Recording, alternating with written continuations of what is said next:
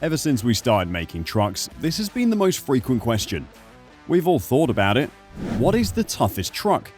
This is it, the Toyota pickup. You've probably seen it many times, but you might not have recognized it because it was such a simple truck. But it changed everything. It established the compact truck concept, and it is the reason why most of us now know Toyota cars as reliable and durable. This is what happens when you build a truck with a race car engine and do everything that matters with no care at all to the trends and simply make it good. And this truck didn't even have a name in the US market. It was literally called the Toyota pickup. They just didn't care about the branding, and they didn't need to because it spoke for itself. It did its own marketing by being reliable, dependable, and strong as a truck could get. It didn't take long for this pickup to get the world's attention, and it was sold worldwide. Because of how versatile it was, it has been used for decades around the world. This was the car firefighters used when they wanted to go off-road, and it has been used in military forces including the US Army. This truck is so reliable, it has been used at the South Pole and the North Pole. It is the go-to truck for harsh and brutal research. It was such a popular truck, and it was everywhere in the mainstream media. It was on video games and the news, and you might have seen it on TV as the car that George W. Bush uses to drive around his ranch in Texas. And the crazy thing is, it had no extra or cool features, only the essentials. Some models did not even have power windows, ACs, airbags, or door panels. It was a minimalist truck with a cloth bench seat, manual locking hubs, and no tachometer. But you could go anywhere with it, and nothing would happen to this small beast. You could blow it up or hit it with a wrecking ball. You can do anything to it, and this truck will still be standing. And the reason is as simple as it gets. Toyota focused on the two main important parts, the platform and the engine. With all the technology they have in the 21st century, they don't make them like this anymore, literally. Because back in the 80s, they used a fully boxed frame design for their platform, which gave it an advantage over its main rivals like the Ford Ranger and the Chevy S10, which used a C-channel frame. There is an argument about which frame is actually better, and if we're being honest, there is a reason why both are used, and both have their own drawbacks. Yes, the box frame is stronger, and it made this truck what it is, a beast. But it also caused Toyota to lose billions of dollars.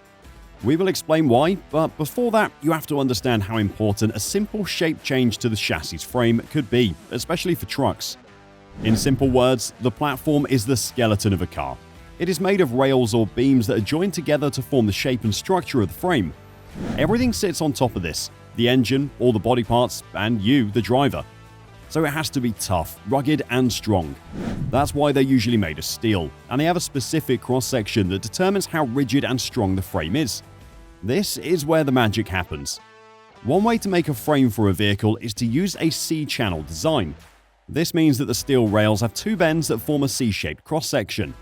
This is a very common and cheap way of making a frame, because it only requires two bends and it is easy to attach other parts to. These types of frames are also said to have some flexibility, which can help absorb some of the road shocks. However, there is another way to make a frame, which is called the box frame. This is when the C-channel is closed by adding a fourth side, making it a box-shaped cross-section. This is what Toyota used for their pickup truck, and it debunks one of the main reasons why people like C-shaped frames. Most people thought that they could handle bumps and uneven surfaces better because they made the whole truck bend and adjust to the ground, and you could see this from the outside. But what this really meant was that the steel frames were actually bending and twisting, and clearly they were not meant to do that. The boxed frame ones, just like on the Toyota pickup, didn't do that. They resisted all the twisting and bending and didn't flex as much as the C-channel frame, which means that it does not act like an uncontrollable spring, letting the suspension do its job freely without interference from the frame. And this is such a good quality, especially for off-road and heavy-duty use. And plus, it requires less material to make a box frame because it does not need to be as thick as to achieve the same rigidity and strength. Everybody was talking about the C-channel frames and how they were more flexible and comfortable. Ford and Chevy jumped on the trend, and they promoted their own trucks that used this type of frame, mainly the Ford Ranger and the Chevy S10. But Toyota was quiet, and they let the numbers speak for themselves. Their pickup was able to carry more weight and tow more than its rivals. The two-wheel drive models could carry 1,640 pounds and tow 3,500 pounds, while the Chevy S10 could only carry 1,300 pounds and tow 2,000 pounds. The Toyota pickup was classified as a half-ton truck because of its frame and suspension design, so they made a 1-ton version that could carry 2,655 pounds and tow 5,000 pounds, which is still comparable to today's trucks. However, if you're thinking to yourself, if it was such a good thing, why don't they use them for their newer models like the Tacoma, Tundra, or the Land Cruiser? The answer is actually really simple: rust. The fact that it was boxed prevented water from getting inside or draining out of the frame, and water corroded the steel over time. This caused the frame to weaken and break. Toyota had to spend billions of dollars to replace the rusted frames on their older trucks, and they had to recall more than 800,000 units. This is why Toyota switched to the C-channel frame for their current trucks. They want to avoid the rust problem and save money on manufacturing. But because box frames are so good, they're still being used on specific parts of the platform. This is called a semi-boxed frame. Still, with such major problems, this truck was undefeated. The rusting process took a long time before making the truck unusable, and in some cases, the rust actually helped the truck survive. This is a very rare occasion, but it was caught on camera during a test. A rusted frame bent in a way that kept the truck together after it was hit by a wrecking ball and blown up in a building. Although it is very impressive, we all know that rust is actually bad, and no one can argue about that. But this truck had another trick up its sleeve, and that was overbuilt engines. It was a 4-cylinder engine that could withstand a lot of abuse and keep running. The 2.4-litre 22RE engine was part of the R-Series engines, which were a family of engines that Toyota started making in the 1950s. Toyota used this specific engine for 15 years, from 1982 to 1997, because it was very durable and easy to maintain. What made this one so much better and durable was the fact that they overbuilt it with a high nickel content block and a forged crankshaft, which made them stronger and more resistant to wear and tear. The nickel added strength to the iron block, and the forged crankshaft was more solid than a cast one.